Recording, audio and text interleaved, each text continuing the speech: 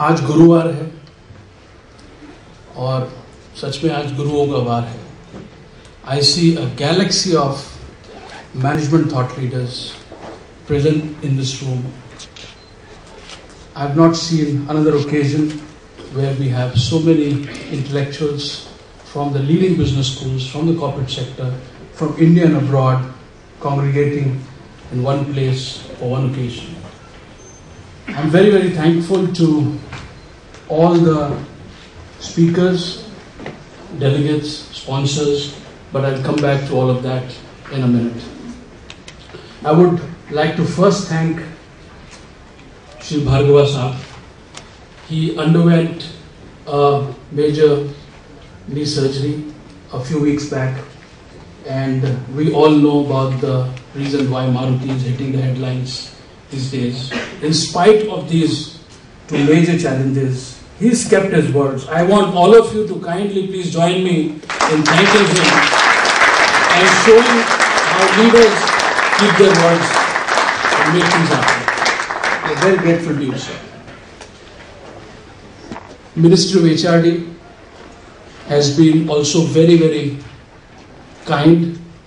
They invited me to come and discuss the objectives, the background, the rationale of Indian Management Conclave about a week back. I sat through 2 hours of grilling, and at the end of the 2 hours they said, we will extend you all the support. We are a little unfortunate that the Honorable Minister had to take a sudden trip. Last evening that development happened, and I'm told he'll be returning to the city sometime in the evening, and we are hoping he will be able to join us and deliver his address. I was also told that MHRD would like all the proceedings of the conference to be shared with them. They would like to review what is happening, why the concerns are, what the concerns are, so that they are able to utilize all the discussions that happen in this platform for further policy deliberations and policy creation. I'm very thankful to MHRD. They've lent their support, they've lent their moral guidance, and we will see how to take this forward. I'm also thankful to the AICT chairman, Dr. Mantha, who will be joining us this evening. Again, 2 days back, I met him in his office. He wanted to understand the background, the context, and he was assured that he will be making some interesting, important announcements this evening. So we will all wait for his 6 p.m. keynote address. Dr. Bala is very well known to this audience. He needs absolutely no introduction. He flew yesterday from Chennai and before that from Chicago. I'm very thankful to you, sir, for having created time for this humble initiative. Let me take a couple of minutes, and I'll be very brief since we are a little behind schedule, and I promise you we'll catch up with time as we go along. What is Indian Management Conclave and why this annual platform? We all are aware of what's happening in the management education domain in the country. All of us are very well aware of the headlines about the drop in demand, the increase in supply, low capacity utilization, closure of business schools at one end. We are also aware about some great initiatives that have been taken by leading business schools, winning them international recognition, accreditation, laurels, and so on and so forth. When we look at the last decade, we also see the premier business schools have expanded like never before. They've got multi-campuses all across the country. We are also noting that universities, private universities particularly, are becoming more and more aware, more and more concerned, more and more, they're putting more and more resources behind their management schools. And this is one interesting development which is happening as we speak. So there are positives and there are some challenges that we are seeing in the environment. And that's why we thought we'll create a theme which is a realistic theme, which talks about survival of the fittest, at the same time lessons from the best. So there are 2 parts to Indian Management Conclave 2012. The one is talking about why there is a need for surviving a current tsunami that's sweeping Indian management education. We cannot close our eyes. आंखें बंद करने से बिल्ली भाग नहीं जाती. Goes the same. We cannot close our eyes. At the same time, we've got to be celebrating the great achievements that some of our schools have created for all of us to see, and we'll talk as we go along. The spirit of Indian Management Conclave I define in 4 or 5 words, and this is something that's been guiding us since the inception. In 2010 we started this journey. It's a multi-stakeholder approach. That's the first cornerstone of Indian Management Conclave, which we are visualizing as a long-term strategic platform where all stakeholders come together to come and engage, discuss, share, and find answers. MHRD, AICT is one very important stakeholder, and we are thankful that they lend their support. Business school bodies like AIMS, EPSI, IMA, and a few others, they are the second most important cornerstone of this multi-stakeholder approach. Business schools and universities, who are the key players, who are the people who are driving management education, is another. Management departments of universities, there are 3,500 management departments in the country, but as we know, there are only 300 PGDM institutes. A lot of people are not aware of this fact, but 90% of Indian management education in numbers is still in MBA departments, MBA programs run by universities. PGDM institutions are 288 as of day before yesterday, according to AICT website. So we need to, if you want to make progress, we need to engage with this very large 90% of the universe, and we know the concerns there. Indian Management Conclave also seeks the support as a very important stakeholder from international bodies like AACSP, like AMBA, like GMAC, Emerald, Harvard, EFMD, and so on and so forth. Many of them are already part of Indian Management Conclave, and I'm very thankful for their constant support and guidance. Today is an era of globalization, and we cannot close our eyes with respect to what's happening in the rest of Asia and rest of the world.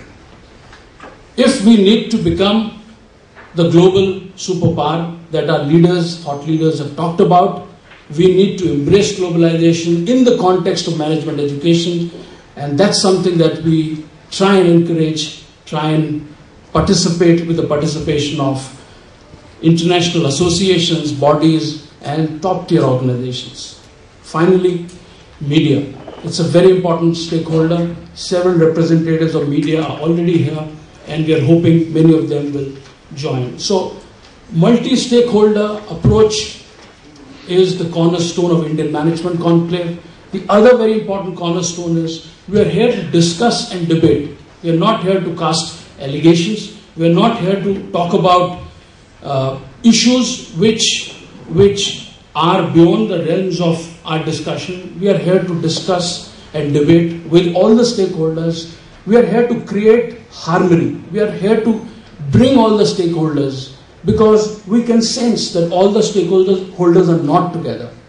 So this is our humble initiative to bring all the stakeholders on one platform, hopefully, and generate a discussion and a dialogue which then leads and paves way for the future, for a brighter future of Indian management.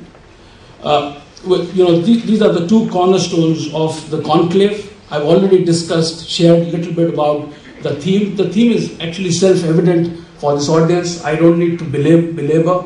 Just a couple of facts. If we look at the CAT data, which is a good indicator of demand for management education, it's dipped by about 30% in the last 5 years. The number was close to 3 lakh, number is now close to 2 lakh. And all of us are saying it is not going to increase. That's one stats. All the premier business schools, and these are thoughts which are well documented in the theme paper, which is there with you in great detail. All the leading management schools, there's a data to suggest their number of applications is falling. And specific numbers are there in the guidebook, in the participants' theme book. So there's a demand on one side, which is dropping. There is supply on the other side, which is increasing. AICT has increased from 95,000 total number of seats to 3.5 lakh seats in last 5 years. You can do the maths. So we are, as a result of drop in demand and increase in supply, we are seeing overcapacity, as a result of which B schools are closing. That's the status with the mid-tier and the bottom tier. The top tier schools are facing their own set of challenges. They have second campuses, third campuses, fourth campuses. And there are challenges over there. We all are aware of those challenges.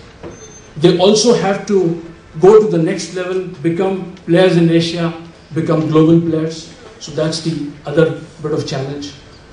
University MBA programs have increased seats, which we are not able to document at this point, but the impact will be visible in the next 5 years. Several private universities in South have got seats running into thousands as far as the MBA programs are concerned. So imagine a university which is offering 2,000 MBA seats and they're able to fill. You can understand how much of supply it has created in the MBA market. The challenge really is that why is the demand for MBA not increasing? Because we are still growing at the rate of 5, 6, 7%, whatever the numbers are.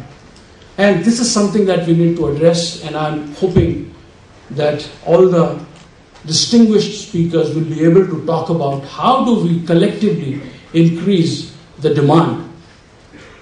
If in California, this is a case study in Harvard Business School, they were able to brand oranges and increase the demand for oranges across the world, how is it that we cannot all come together and brand the management education, Indian management education, in a much stronger way, so that the demand grows at least according to the growth of the economy.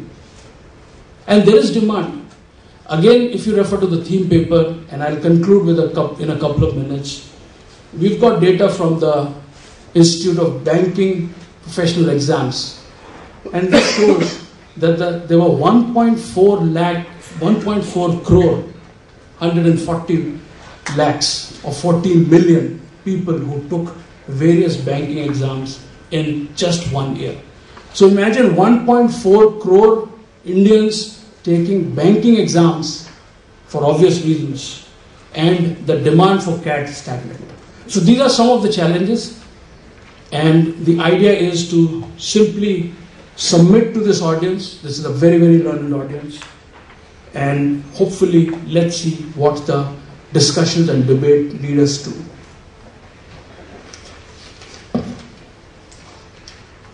The structure of the conclave, as you can see from the program agenda, over the 2 days we've tried to create a combination of issues, opportunities, and engagement with key stakeholders. The detailed program agenda is with you, and you can kindly have a look, and we are obviously very much open in terms of future modifications and improvement. With this, let me end my rather long welcome address, and again I'll just simply say that we are submitting what is happening in the state of management education in the country. I would have traveled to at least 200 universities and management schools in the last 12 months, and there are concerns. There are enough opportunities, there are enough areas of improvement, growth, but somewhere we are getting trapped for several reasons, policies from it, in this negative vicious circle.